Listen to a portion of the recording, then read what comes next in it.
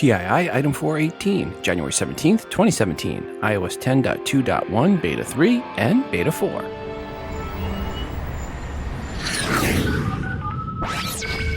Welcome to Today in iPhone. I like it a lot.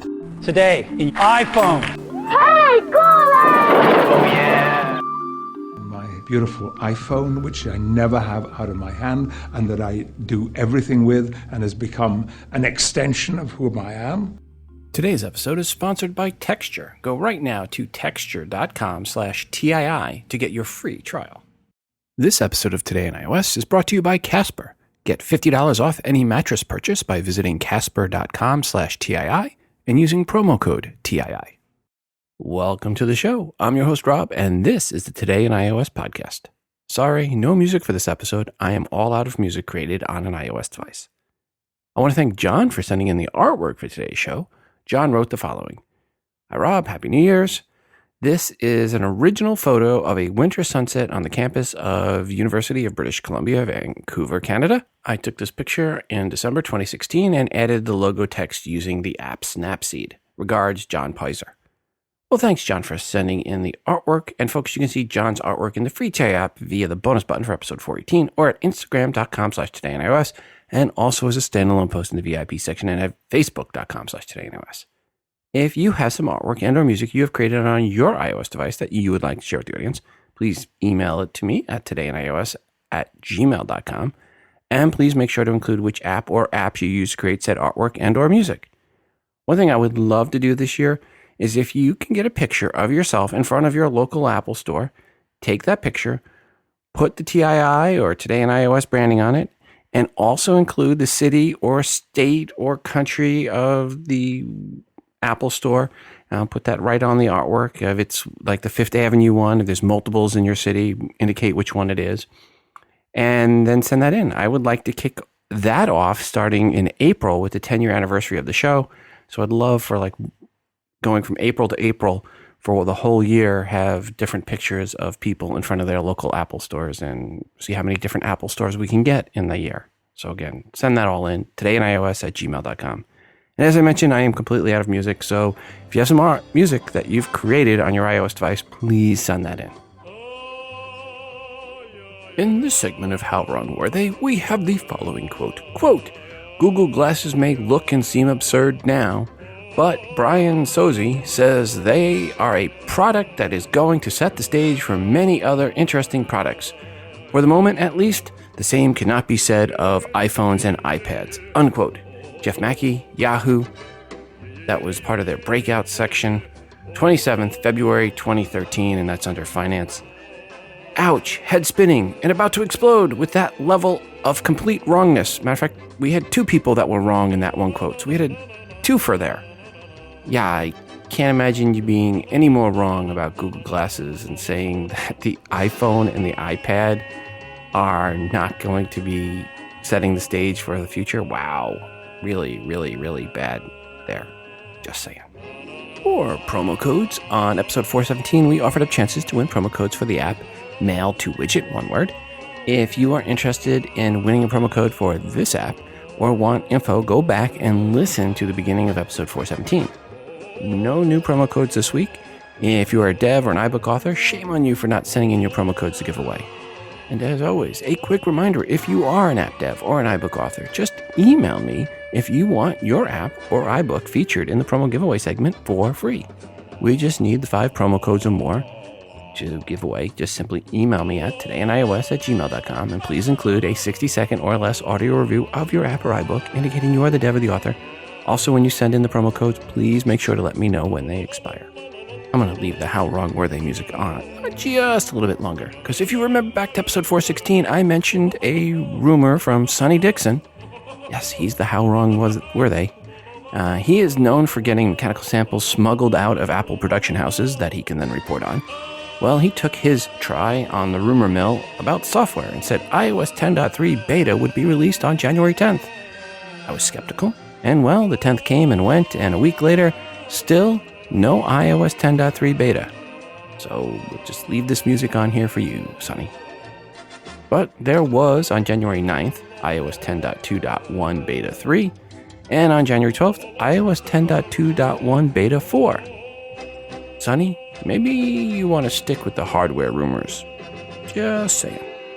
So what does iOS 10.2.1 Beta 3 and Beta 4 bring us? Well, with double dot updates for betas, exactly what you would expect. Bug fixes and optimizations.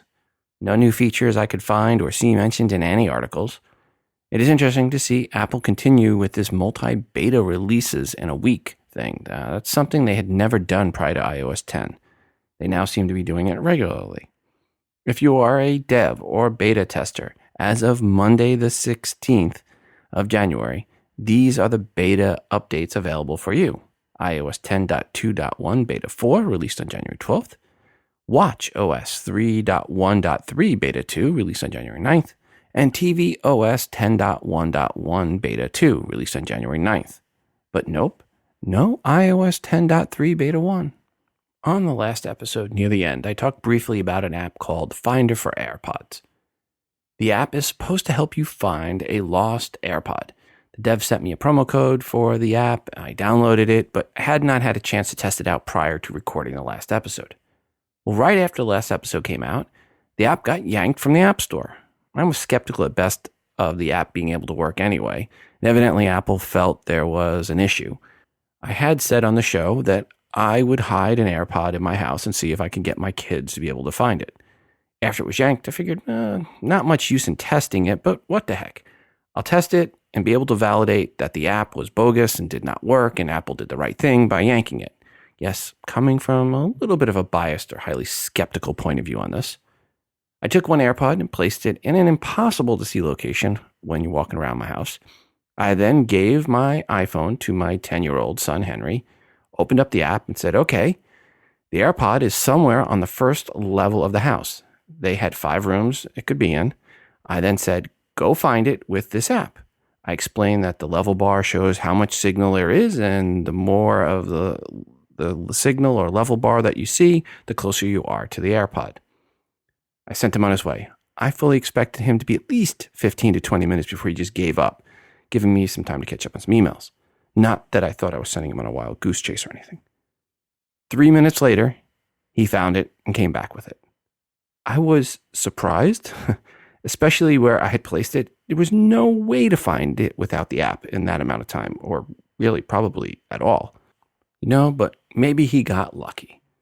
So I went ahead and I re-hit it and gave the iPhone to my wife, told her what I told Henry, and off she went. And less than 3 minutes later, she found it as well. My wife is so untechy. If she can find it, anyone could find it. No offense, honey. To the dev, kudos. Now, the app is not perfect. It will not find AirPods in the case. So if you lose both the case or just the case, you're kind of SOL.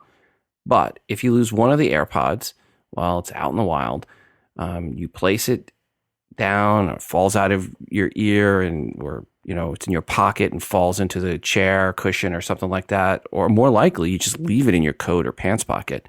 This app does, or should I say did, actually work.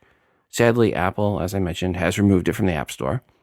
The app, again, is Finder for AirPods and is currently not in the App Store.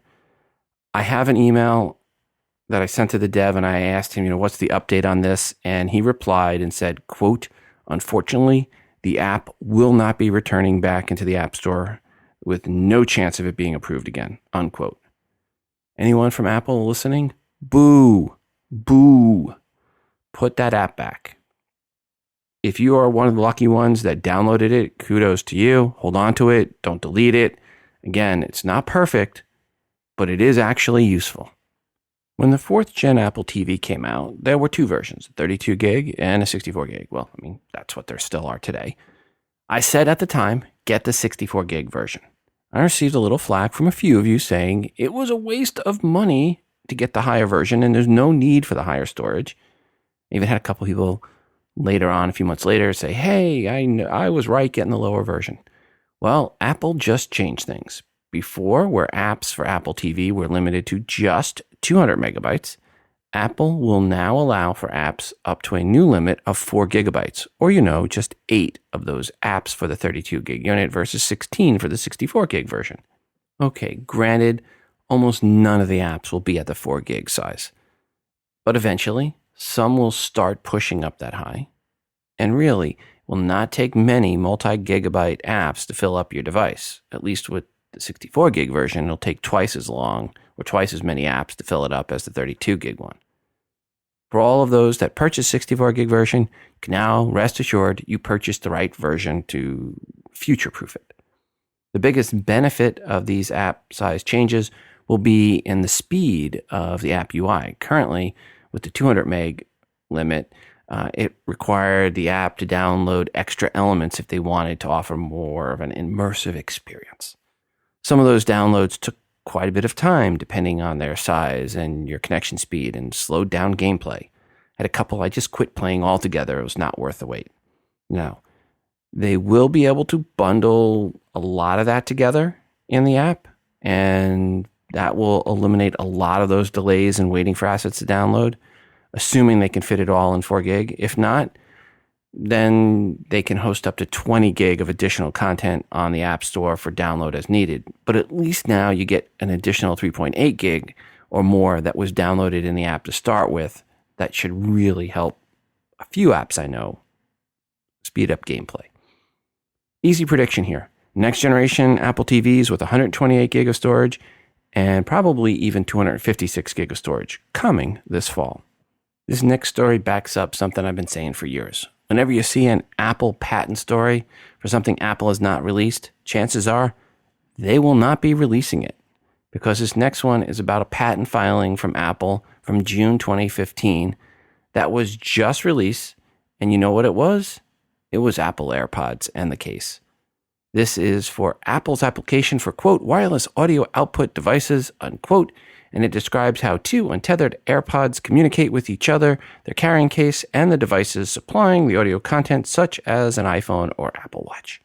The diagrams from 2 years ago are pretty much spot on what the AirPods and the case are. And again, it goes back to show when Apple is going to release a product it patents, it waits until it's released for the patents to come out. Keep that in mind every time you see a story about a folding iPhone that's coming because, well, Apple has a patent for one. The interesting thing to me was how spot on the details in the patent application were to the finished product. Again, take rumors about unreleased Apple products based on patents with a huge, huge grain of salt. Speaking of things you should take with a huge grain of salt, Kantar has some data on market share for smartphones. This is for the 3 months ending in November 2016.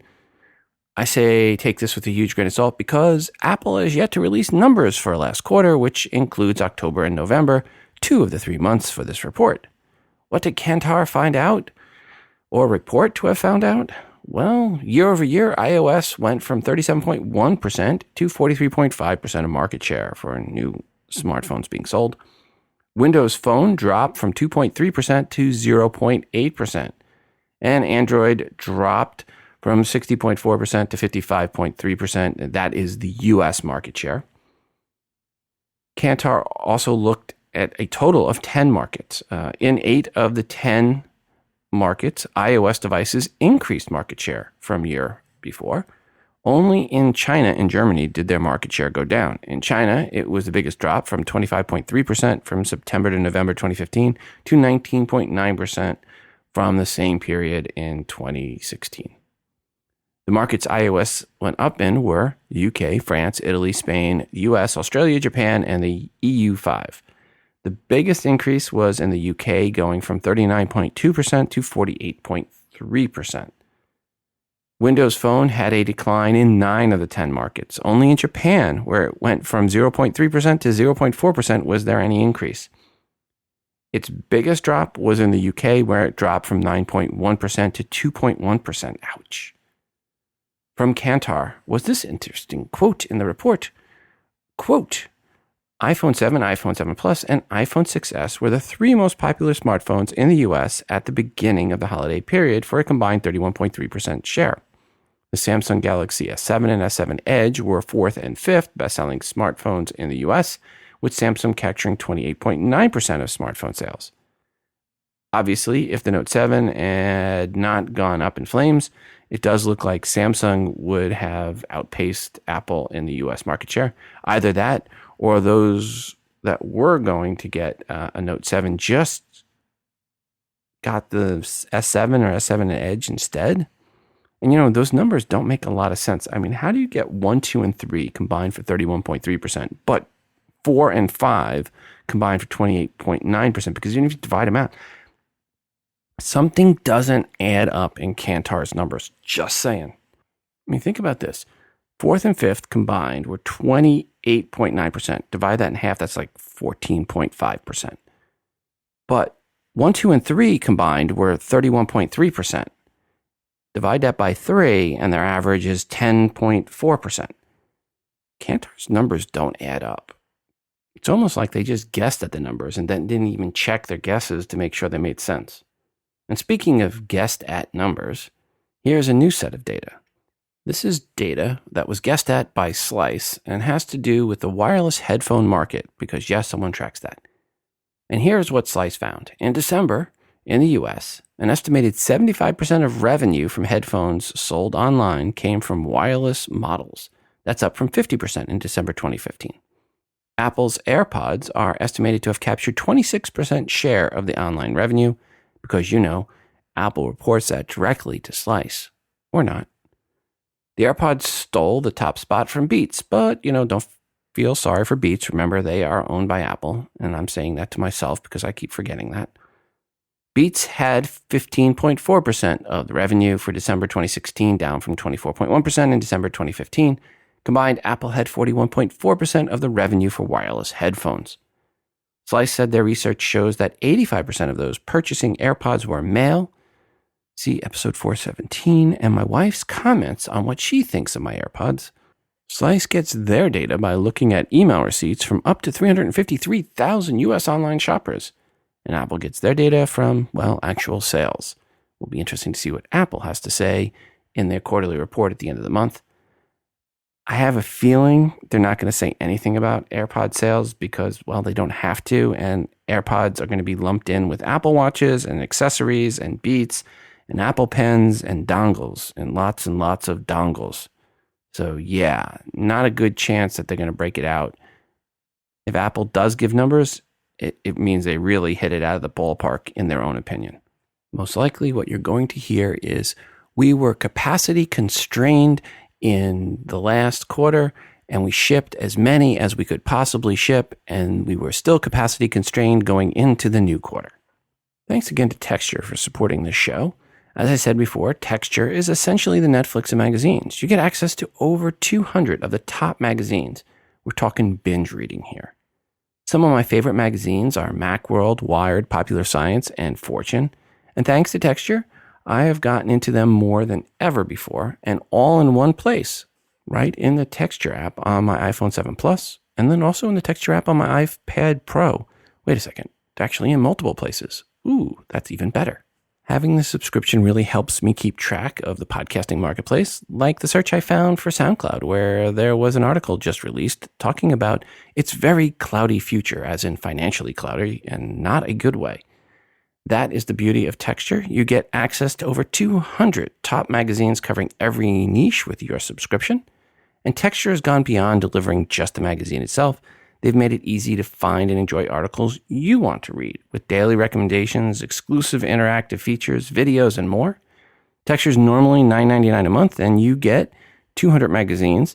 But if you sign up right now at texture.com/TII, that's TEXTURE.com/TII, you'll get a free 14-day trial to check it out for yourself.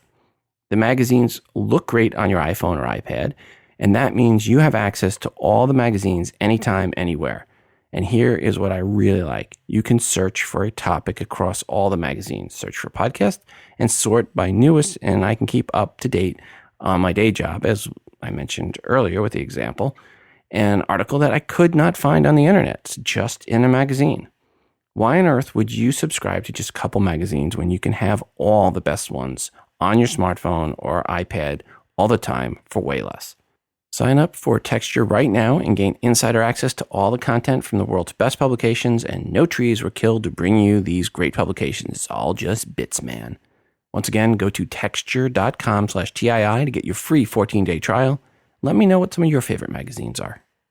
Hi, Rob. It's Shannon from Arizona. I recently got my Apple Watch for Christmas, and I love it more than I can say. And now I have the Airpods on order. They're supposed to be in sometime around the 20th of February.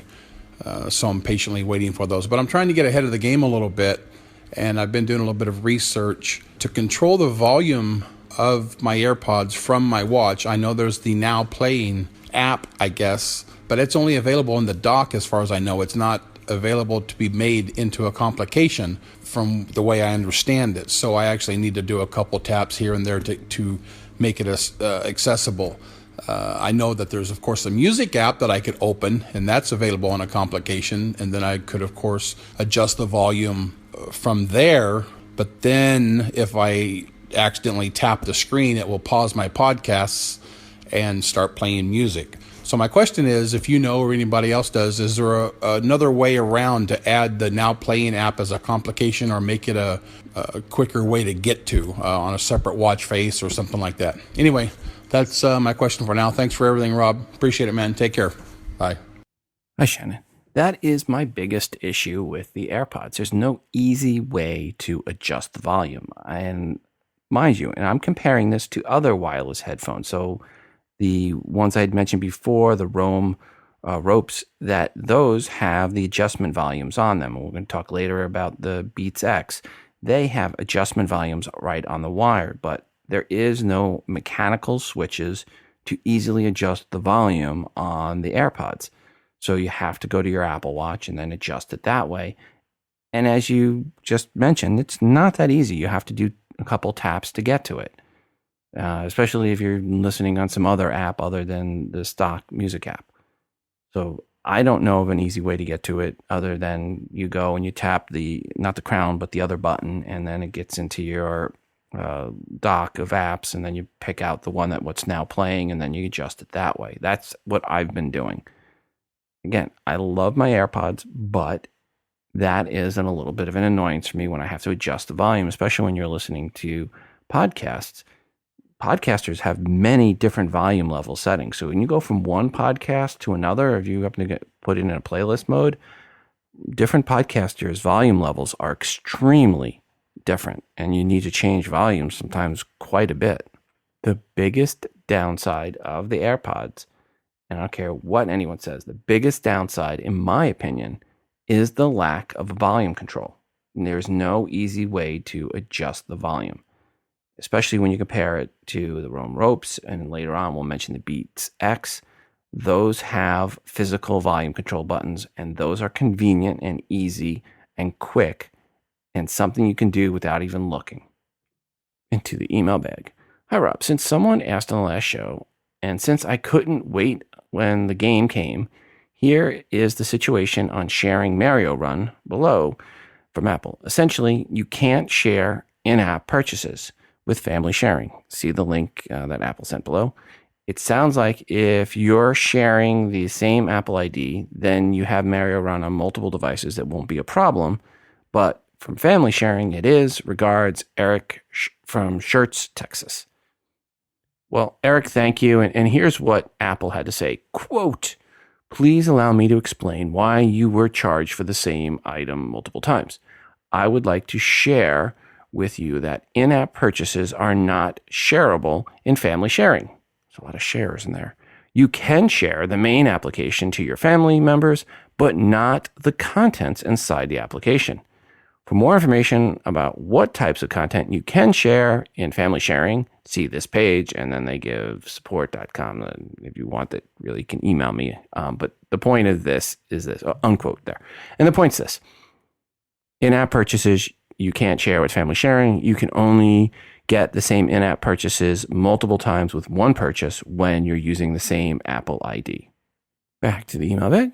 Hi, Rob. Let Justin know he needs to reset iMessage. Log out of iMessage on all devices and then reboot, then log back in on both devices. Regards, Chuck R. Hello, this is Justin from Pennsylvania. I was calling about a question and also a little update about I was having a problem with my iMessages. I did wipe my entire phone, and it came back. You know, the messages are fine now. I had to wipe it, and I didn't restore it from a backup. There had to be something funky in my backups that happened. I don't know exactly when, how, but it had to be something there because it finally is working. It was really bad, but I'm glad it's working now. And also, as another side note, I was trying to delete all my mail from my email. I'm on iOS 10, the most recent, right? I think it's 10.2 right now. And I could not find the trash all button that I know was there because I used it a bunch of times before because I was going to do some New Year's spring cleaning of my emails, and I can't find it. And then I was looking online, and did they actually take that function back out? Or did they hide it some other way that I can't find it? So I just want to throw that question out to you. And, I mean, if they took it out, that's just so silly. Like, I mean, everyone was, I don't know, I was really happy when they did it. And now the fact that it might not be there, it seems really silly. But anyway, thanks so much, Rob. I enjoy the show. I hope to get an answer back about the trash all mail. So thank you very much. Have a great day. Bye. Hi, Justin. Thanks for the voicemail message. And if you go into the email app, and this is with 10.2.1 beta 4, and you go into a regular inbox and you select edit, your options are now to mark all. If you go to click mark all, it gives you the option to either flag them or mark as read. And if you flag them, that's it. You flag them and there's no delete all. If you click mark all and you unflag them, and then you click edit mark all again and you mark them as read, again, nothing to delete all. Now, if you mark a few of them, if you just go through and mark a few manually, there's a button in the bottom corner, on the bottom right corner, to archive them. So you can archive them in bulk, but you have to manually select the ones you want to archive. However, if you have deleted them and you want to go into your trash can, if you go in to all mailboxes and then you go down to all trash, and then click edit, and you will see a mark all or delete all. You can actually hit delete all, and it will delete all of those that are in your trash can, but that's only if you're already in your trash can. But there is no way to mark all and then delete all from your inbox. Only can do that from the trash can. We are now over 3,500 members in our Google Plus community and growing. Thanks to everyone that has joined, and thanks for the great posts. We're going to get a little soapboxy here for the next few minutes, so I apologize for anyone that doesn't like when I jump up on a soapbox, but I'm going to do it. One new post in the Google Plus community that went up since the last episode was from Myron Euchre, who wrote the following in reference to an article titled, "Apple's Activation Lock is Bogus." Myron wrote the following, quote, "This person is an idiot. Activation Lock was one of Apple's better additions to iOS because it greatly reduces the value of a stolen device.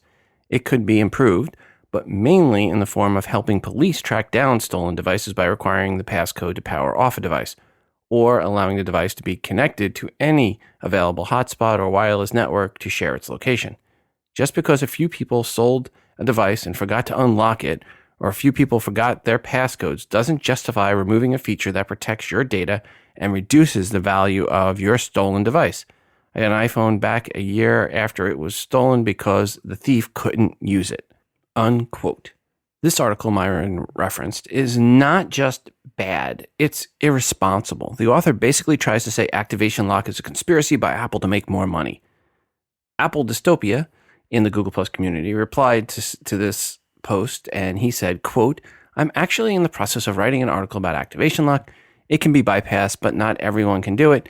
There are services that do it for $150. That said, it has dramatically reduced iPhone theft. After all, thieves are losing $150 in resale value if they unlock it, and they could be caught in the process. Specifically, my article focuses on how to verify that a used iPhone isn't stolen. In the first year of Activation Lock, it reduced iPhone theft in New York City by 25%, in San Francisco by 40%, and in London by 50%. It's not just theft, though. People were getting beaten up and even murdered over their iPhones. It has literally saved lives. It's really a poorly written article as well. The author is a multifaceted idiot," unquote. I put this in the comments over where the article was posted. Quote, Claiming that activation lock is disingenuous, which is what this person claims in the article, shows a complete lack of understanding of the history of the iPhone and the issues of Apple picking. And the calls of police chiefs calling on Apple, begging Apple to implement activation lock. Prior to activation lock, crime in New York City had risen almost exclusively due to Apple picking. This article completely ignores the history and the realities of the world people were living in. People actually died getting mugged for their iPhones. Those stories are history. Do the responsible thing and delete this article, unquote. The author of that article replied to me and said, quote, Rob, respectfully, you're wrong. Those of us in affluent countries can't see the forest for the trees. More on that later.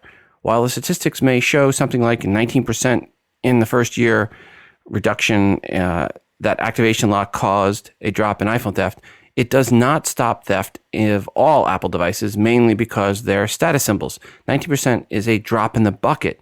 But do you know how many devices are out there, bricked, but not stolen or otherwise illicit? ? No, you probably don't. If that data is out there, I'd like to know. I'm highlighting a problem I think few talk about, and again, in rich countries, ever see. Apple knows, though, their massive profits say so, unquote. I love that this guy chides me for not knowing how many brick devices are out there, and then says he would love to know the answer too. That's like him saying, you're so dumb, you don't even know the answer to Hilbert's 15th or 16th problems. I replied back, quote, Kevin Costain, which is his name, you are respectfully not just wrong, you are being irresponsible with your article. According to Reuters, iPhone theft dropped 50% in London, 40% in San Francisco, 25% in New York City. That based on 12 months following the introduction of activation lock with iOS 7. Your argument about sellers forgetting about activation lock is laughable at best. The data shows that theft of iPhones has been greatly reduced, thanks in a large part to activation lock. No longer do you need to hide your iPhone in public in most cities. Kids are not getting dragged to their death or people pushed downstairs to their death as robbers try to abscond with their iPhones. Your article basically is saying it sucks to buy a stolen iPhone on the gray market. Well, yes, in that case, I agree.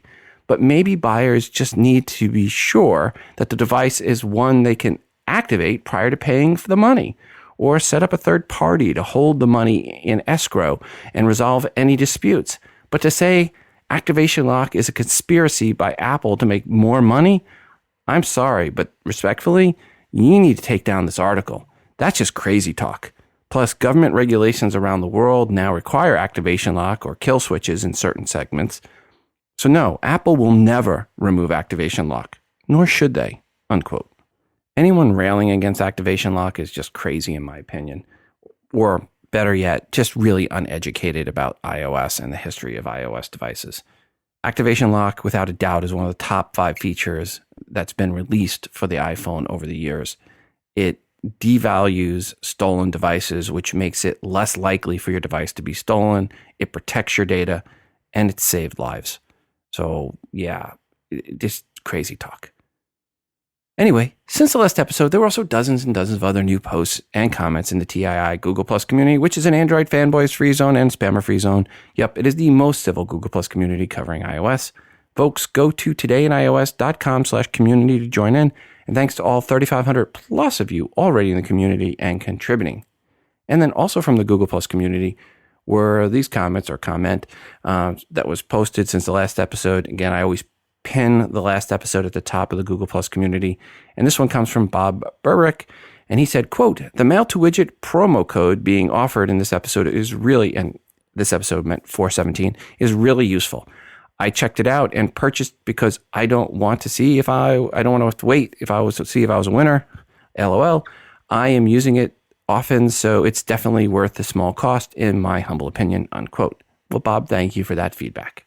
Apple, for the 3rd year in a row, has been declared the most environmentally friendly tech company in the world, according to Greenpeace.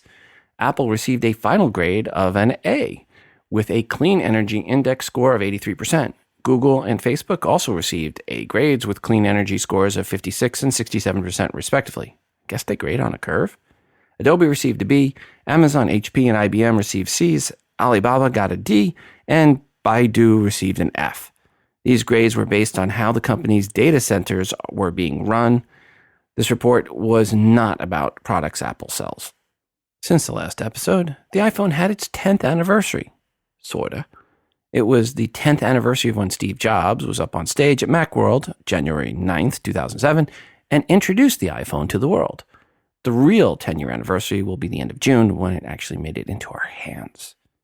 There were a lot of articles talking about how the iPhone has changed the world in the last 10 years, but sadly, the biggest change the iPhone had introduced, and I only say sadly because it was needed then and kind of still an issue for some today, was where Apple introduced a device not touched by the carriers.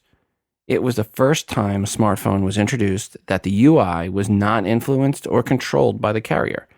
That was a big thing then. And that and the touch interface really were the two biggest things about the iPhone that came out. And there's a bunch of other stuff, but I think those were the two monumental shifts. Today, sadly, many smartphones still have carrier bloatware, but not iPhones. If you want a fun listen, go back and listen to the early episodes of what was then Today an iPhone. They're still in the RSS feed. Those episodes are from, say, April 2007 to June 2007. Those are the ones that were prior to the iPhone launching. While not everyone was convinced the iPhone would succeed in those early days, I think you'll see one podcast host and a bunch of podcast listeners to that podcast in those early days that were pretty convinced of its future success. You also hear me that spring and summer of 2007 calling for Apple to allow for native apps, which was another big thing that helped the iPhone's success, but that didn't come to a year later. $60 billion to devs later, now, 10 years later, as you know, Apple's paid out $60+ billion to devs. I think that was the right call. Of course, Tim Cook does not really want to look back as much as he wants to look forward, and he states the best is yet to come. Well, actually, here's what Tim Cook had to say about the 10-year anniversary. Quote, iPhone is an essential part of our customers' lives, and today, more than ever, it is redefining the way we communicate, entertain, work, and live. iPhone set the standard for mobile computing in its first decade, and we are just getting started. The best is yet to come, unquote. The next 10 years should be very interesting to see where the iPhone goes. I want to thank Casper again for supporting our show in 2017. Casper mattresses have supportive memory foam. There are no noisy springs to wake up your significant other when you get out of bed in the middle of the night to sneak a snack that breaks your stated New Year's resolution. Time magazine even named it one of the best inventions of 2015.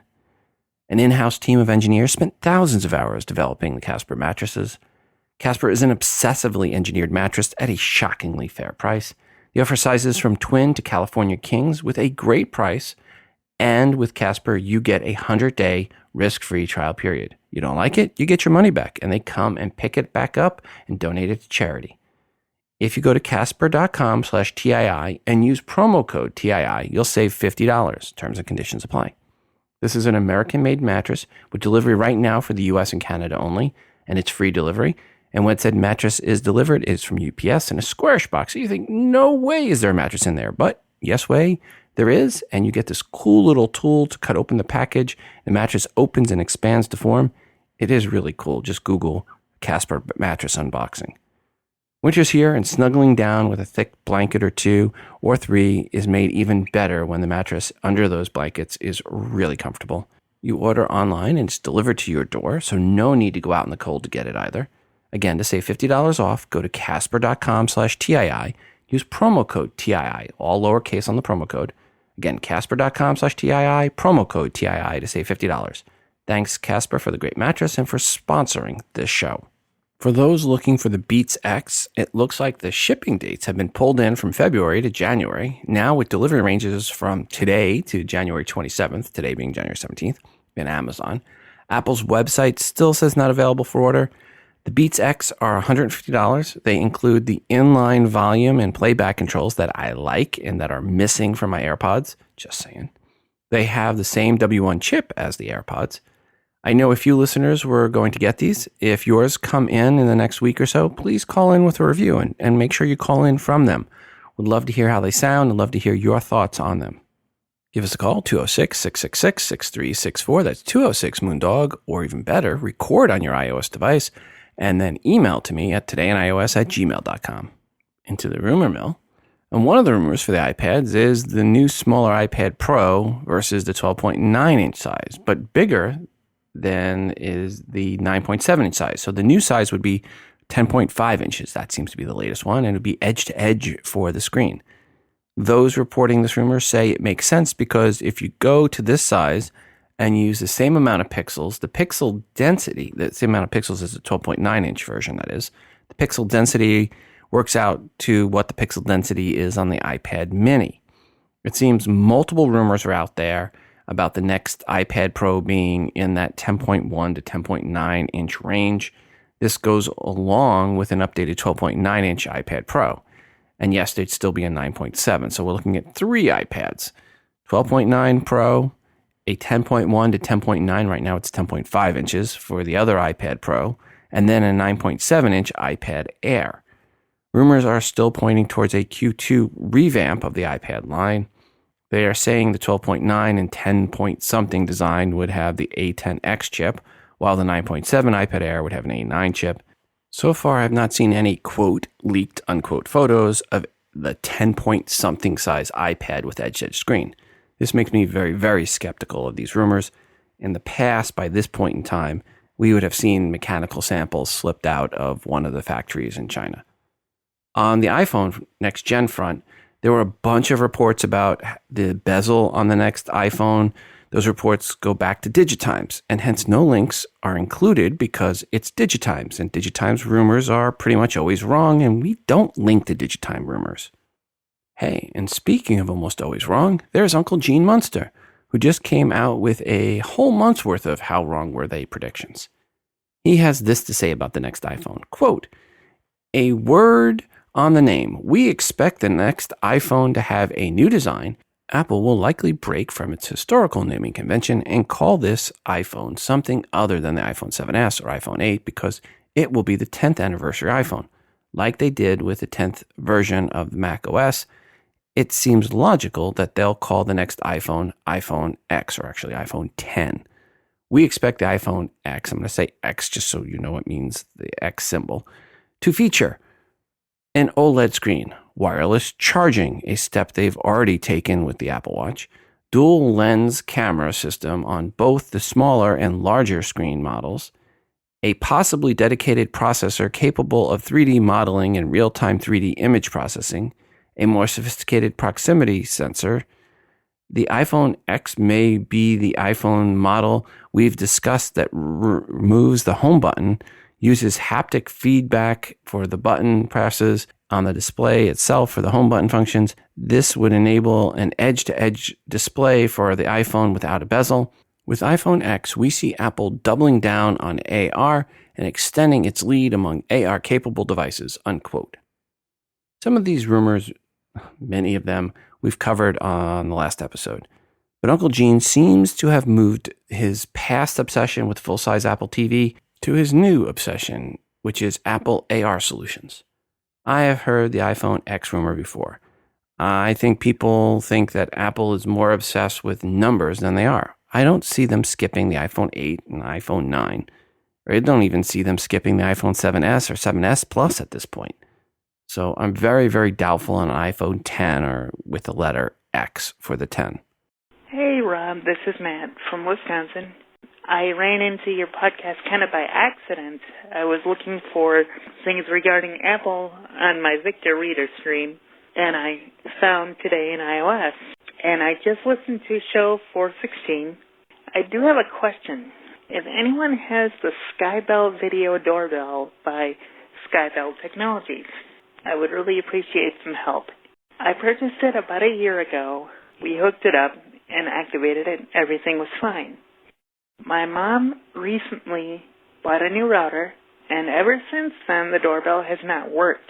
We have tried reactivating the doorbell. We've tried the various reset methods that Skybell Technologies have given me over the phone, and some other things as well, and nothing has worked. We've had to buy a similar doorbell, but from a company called Ring, and hopefully this one works better.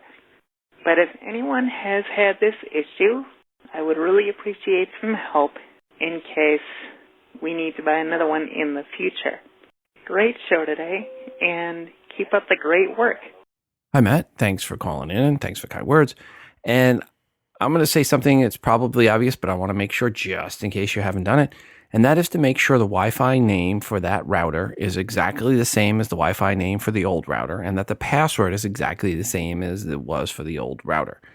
So sometimes if you have where issues come up is where the name is slightly different or the name is the same and the password is slightly different. So make sure the name and the password are identical, including case. Assuming you've done that, next thing is to check the frequencies and check the versions of Wi-Fi 802.11 A, B, C, D. See what versions of Wi-Fi it supports and then check with that doorbell. That said, you're using a Ring doorbell, should work great. Ring was a past sponsor on this show. We have a Ring doorbell here at our house. We love our Ring doorbell. I'm sure you're going to love it as well. But yeah, the first thing I would make sure to just double check is that your Wi-Fi name for that router is exactly the same as the Wi-Fi name as the past router. And then again, that your passwords are also identical and everything is identical, including case. Into the email bag we go. Hi, Rob, love your podcast. Do you have instructions on how to play an episode from the Apple Watch and leave the iPhone behind? Thank you, George. And then another one. Hey, Rob, longtime listener. Question. I'm pretty sure you've mentioned that I can download one of your podcasts to my iPhone, and which I, in turn, then appear to be able to copy to my Apple Watch. So I wanted to try and listen to the podcast independently from my iPhone, like taking a walk, leaving the iPhone at home, except I can't for the life of me figure out how to play it directly off the watch. It seems I can't make the watch the source of the podcast. Do you have a link that you can send me on how to do this? By the way, I'm loving the new version of the wireless Airpods. They work great. Regards, Steve in San Pedro, California. Well, hello, George and Steve and others that have asked. I have been remiss in explaining this before. First, you need to download the episode on the phone. So inside the TI app, click on the download button. Once that is done, it's finished downloading, then go to the detail page for that episode. On the detail page, there should be a watch icon within the download button. Press the watch icon in the download button to upload the downloaded episode to your watch. This can take some time to transfer, and you need to be pretty accurate in hitting just the watch icon. I found that transfer happens quicker if the watch is charging, so put your watch on the charger pad. Also, you need to tap exactly on the watch icon, not to the left, not to the right on it. If you miss it, it will ask if you want to delete the downloaded file. Say no, and then go back and try to hit the watch icon again. Once the file has transferred to the watch icon will show a solid black icon. You can then play the episode on the watch, on your Apple Watch, by doing a force press and selecting Change Playlist, and then choose the watch playback list. The watch will now show all episodes that have been uploaded to the watch, and you can be played without the iPhone. Thanks for listening to the show, gentlemen. And there's one more thing. You can actually play right on the watch speaker, so you don't even need earbuds, but it will only play on the watch speaker as long as the screen is illuminated. And as soon as the screen stops illuminating, then it stops playing, which is not so cool. But I thought that was neat because there was an article recently about another app that would allow you to play through the watch speaker, and hey, we've already been able to do that. So yes, you can do that as long as you can keep the screen illuminated. That said, it works really well with getting it over on your Apple Watch and going for a walk, and you can go and listen to the episode and not have to have your iPhone with you. Into the email bag. Hi, Rob. This is interesting. I messaged a friend about the movie Rogue One. After I sent the message, I saw the words Rogue One were underlined. Tapping on the link, it brought up info on the movie. I didn't know iMessages would do that. Regards, Stephen. Well, Stephen, thanks for the email, and make that two of us that didn't know the iMessage app would do that. Hi, Rob. This is Jeff in Arkansas. Wanted to call in with a quick review of the Airpods. So I got tipped off on the Google Plus community about AT&T selling them and being in stock. And so I jumped out there and made an order and had some in a few days, which was nice. Initially, there was a lot to like. As expected, they work really well with music, and the pairing is super easy. I think the case that it comes in is really a pretty, brilliant way to do things. The fact that every time you're not wearing them, you put them in that case, and they're always charging while they're in the case, assuming your case has a decent charge. That's nice because then, it virtually guarantees that every time you want to pull them out and use them, they're going to be charged up and ready to go. So I like that design. The one fatal flaw, which is a pretty big deal for me, is phone calling has really been terrible, to say the least. And for me, I was actually buying them probably as much for the phone calling as I was for listening to just general audio. And so that has been a pretty big disappointment. And basically the issue that I run into is if I found that if I've been using the AirPods to listen to music or something, and let's say I'm actively listening to music from my iPhone, then if I get a phone call and I answer it, it seems to work fine in that regard. But if I'm not listening to audio already, and let's say I just want to make a phone call and I take the AirPods out, put them on my ears and make a phone call, or even if they've been in my ears but maybe kind of in standby for a while, if I receive a phone call, then when I get that phone call coming through, the audio is not working out on both ends. So I typically am able to hear the other person, but they're not hearing me. So that's been really frustrating. And so, I've had to just not be able to use them at all when it comes to phone calls. One of the things I just discovered today through a Apple forum was it seemed like there's this is definitely not a unique problem. It makes me wonder if maybe this was kind of the reason for the delays, is these bugs related to phone calls. And maybe they just finally got to the point where they were needing to get something out before Christmas. And so they just went ahead and launched with what they had, knowing that they still had some issues that they were going to have to work out. But I'm really hopeful that they're going to get this nailed down quickly, and through a software update can get this thing working. But one other thing that I did discover today, which seems to be a connection, is I've got an iPhone 7 and I also have an Apple Watch. And through one of these forums, I found that people were commenting that it seemed like it was a common issue for those that also had an Apple Watch. So as one quick experiment before I left today, I shut down my Apple Watch completely and then made a phone call to my wife, and there were no issues. So it could be that that's the kind of the issue that I'm facing, is there's some kind of a conflict going on with an Apple Watch in addition to the AirPods. So I'd be really curious to know, for those that also have an Apple Watch, is there anybody out there that's not having phone issues? And I'm just kind of curious to figure out how widespread my problem is, if it's something I should try to get a replacement pair, or if basically everybody that has an Apple Watch is experiencing the same kind of issues with phone calls. So anyway, interested to get your thoughts, and those are the listeners on this particular issue. Thanks. Bye. Hi, Jeff. Thanks for the feedback. Now, I'm on an iPhone 7 Plus. I have an Apple Watch, but I am running 10.2.1 betas, and I have not had this issue with my AirPods. Every now and then, it'll switch back and forth between the phone and my AirPods when I just pick it up and it's been a while. But it's not been a situation where I've had it where the person, I could hear them and they couldn't hear me. I've never had that situation. There's been some times where it switched back and forth. It didn't connect right away, and I could see it lose the connection. But that's been very rare. For the most part, it's been pretty stable for me. But I'm running the beta, so maybe the beta is fixing some of the issues that you're seeing. But I do have the Apple Watch, and I have that on all the time during the day when I'm making these phone calls. If anyone else out there is having the same problems as Jeff, let us know. Or if you're not having the same problems as Jeff, let us know that too. 206-666-6364. That's 206-Moondog, or shoot an email to todayinios@gmail.com. For a Kickstarter project this week, we have a project called AirHooks, one word. Quote, a simple way to secure your Apple AirPods in your ears. No strings needed. These are reverse, I should add an unquote there. These are reverse hooks with a place to put your AirPods through. I am going to say this. My AirPods have not fallen out. Every single time they've come out of my ears, it was because I was pulling them out. Not one time have they fallen out. That said, if you are really worried about this, then check out the AirHooks Kickstarter project. You have about 20 days to back this. Pricing on this one is $18 for one set. They say they will ship in March of 2017, but only if they hit their goal of $12,000, of which they have raised $86.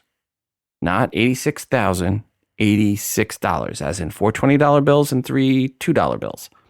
Search for AirHooks, one word, in Kickstarter.com or in the show notes for episode 418 at todayandios.com.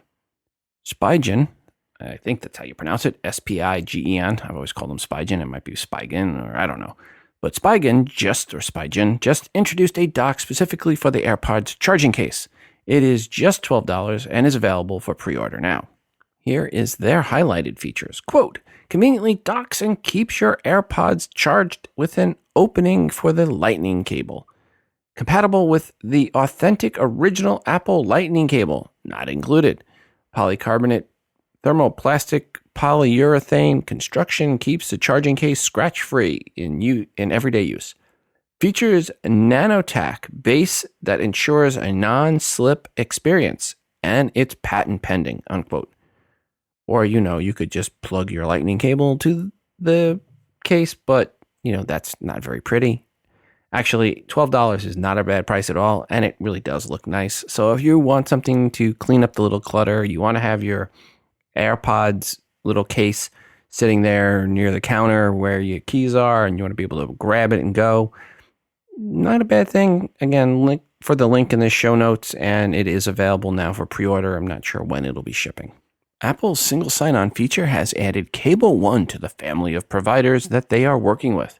The current list includes the aforementioned Cable One, plus CenturyLink Prism, DirecTV, Dish, GTA, GVTC Communications, Hawaiian Telecom, Hotwire, Metrocast, Service Electric Cablevision, and Sling TV.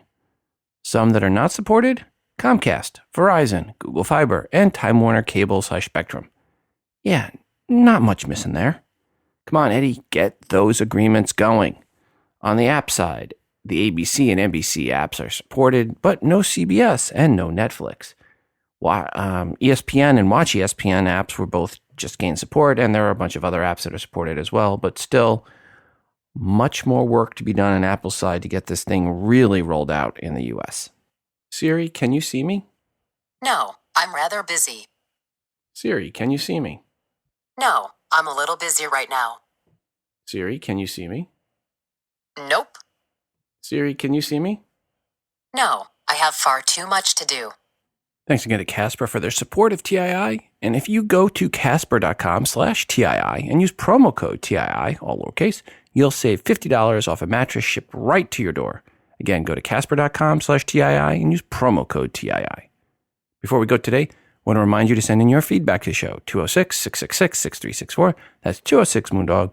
Record your feedback and email to the show to todayandios@gmail.com. Feedback can be a question or comment per something someone said in this episode, or it can be a question or rant you have about something else, an app or product review, good or bad. As long as it's iOS related, it is welcomed. I'm always looking for new artwork to feature on the show that you have created on an iOS device. Just put some TII branding on it and send it in. And of course, we're always looking for more music created on an iOS device to play on the show. It's your show, and your feedback is greatly desired. And don't forget to check out our moderated Google Plus community by going to todayandios.com/community. Thanks again to Texture for sponsoring this show. Folks, go right now to texture.com/TII. That's TEXTURE.com/TII to get your free 14-day trial with access to well over 200 of the best and most popular magazines. Finally, check out the newly updated TII app, which is free to you. We now have the Apple Watch app included, as I talked about that earlier in the episode. Search for TII in the iTunes App Store. It is the best way to consume the show and to get push notifications each time a new episode of TII is released, and it is fully voiceover friendly, of course. Please go right now and download the TII app. It's free. Until the next time, I'm your host, Rob, reminding you to phone different. This show is hosted on Libsyn.com and part of the Wizard Media Network. If you are looking for hosting, go to Libsyn.com, that's Libsyn.com, for hosting for your podcast and for creation of your own smartphone app. The Today in iOS podcast can also be found on the free Stitcher radio app. Just search for TII.